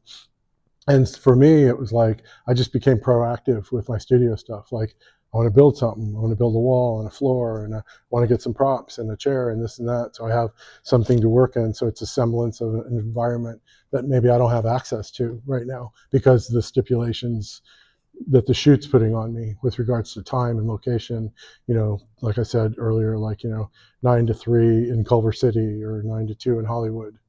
So anyway, but should I stop doing green? Yeah. You got. One more question. Oh, okay. Yes. What can I do for you? I'm kidding. I'm kidding. Yep. No, just to follow up to that studio work or your editorial work. I mean, obviously there's images over there. I mean, they're impeccable, and also in their post work. How much of that work, that post work, do you do yourself, and how much do you have somebody work on the images? Yeah. So I do. So the way our workflow is that this is digital workflow. So I get all the images, I ingest them into my computer. I do all of everything that I want the image to look like. So I do all the color correction and all that stuff. Then I give it to Travis, who's my retoucher, and he like refines everything. So I do super rough selections. I'll do like background select quickly, like take it down. This is about where I want the background. This is the skin tone. This is what I want. I'll do dodging and burning, any kind of vignetting, any kind of color correction. And then I hand it over to him, and he's like insanely talented at like doing really refined stuff. And I mean, you know, there are problems that are inherent in digital that I've even seen in images in the show here that I couldn't tell when I was judging, where we have haloing problems, and there are a lot of things that come up, as you know, and he's masterful at taking care of all that stuff. You know, that's just an inherent part of the process. You know, there are just things you have to figure out how to work around. Do you edit any or post-process any of your 4x5s after scanning? Oh yeah, they're dirty. Yeah, have you done that? Yeah, they're a mess. Yeah, 4x5 is not what I thought it was when I started like taking them into the digital world. Also, just the way they react to color adjustments is like so different than the way digital files react to color adjustments. Yeah, you really got to be. Fortunately, the thing, you know, I shot 4x5 for so long, I never relied on post. I had to do everything. And so I just keep doing that. So I do everything. So all the colors of the sets, the colors of the wardrobe, all those things, that's what it looks like. And so, yes, there are tweaks, and there's contrast and clarity, and there's shadow lifts and things like that. But for the most part, it's like I kind of go out of my way to make it what it is before we shoot it, you know. So there's only one. Oh, there's two green pictures. I'm looking. Two green pictures over there. Three. I don't remember what's. Oh, three. There's three. There's a lot of green. Ah, I like green. You know, I like green. It's a good color. And let's take this one last question. Okay. See if they can ask one. I think for professionals in almost any industry, it's like pretty easy to lean pessimistic. Mm-hmm. I mean, my day job, I work in live production. It's easy to point out like poor lighting choices or bad audio mix or whatever. And I think the motivation with that a lot of times is to kind of establish some level of like, well, I'm better than that. I think it's just like really easy to be pessimistic, but I'm really curious for you. What are you really optimistic about in photography? I think the thing that I attach myself most is how much joy it brings to me.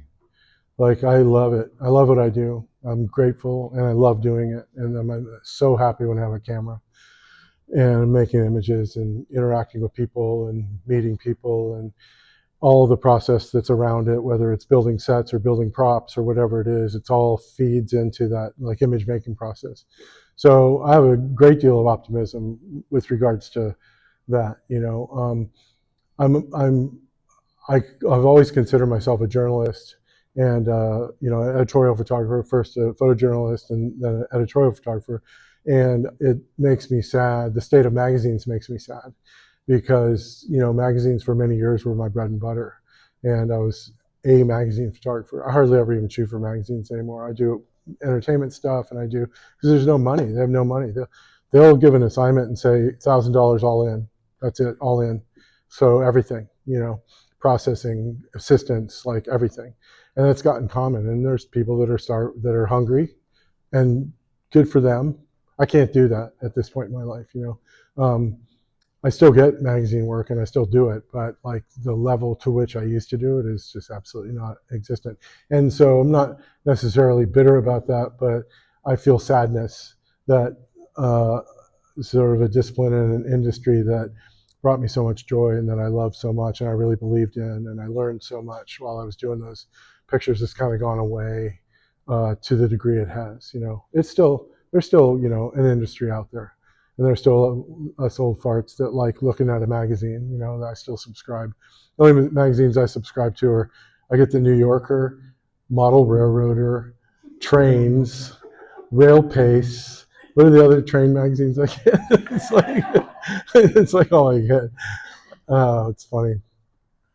I don't know.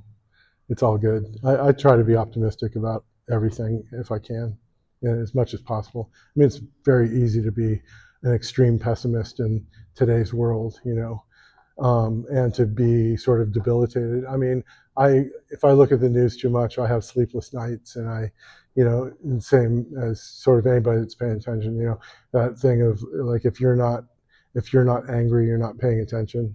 Saying, I think there's a lot of truth to that. You know, there's just so much injustice in the world, and you know, I like to think back at like Vlad the Impaler and like, you know, Attila the Hun, and it's like, oh, you know, things weren't great back then.